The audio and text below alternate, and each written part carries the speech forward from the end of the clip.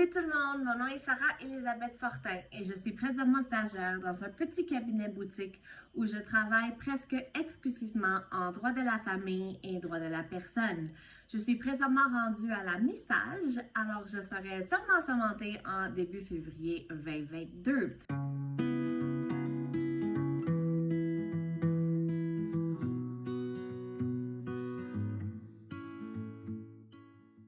Personnellement, j'ai trouvé mon stage à la fin de ma formation professionnelle après avoir passé mes examens du barreau.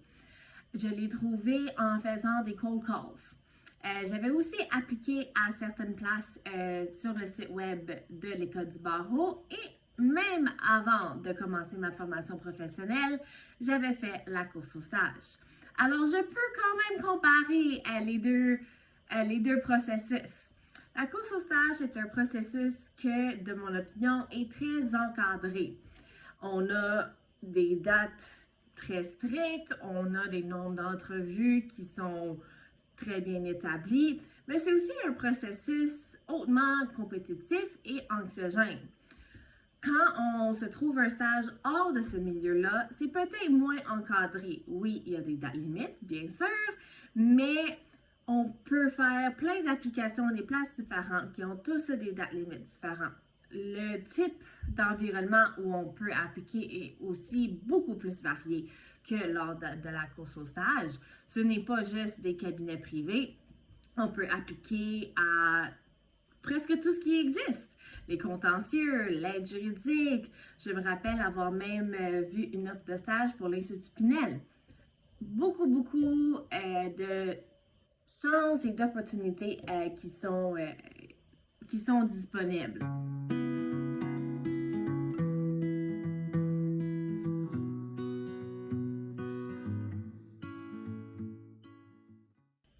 C'était une des premières choses que je voulais vous dire, que moi, à la fin de ma formation professionnelle, j'en avais pas de stage.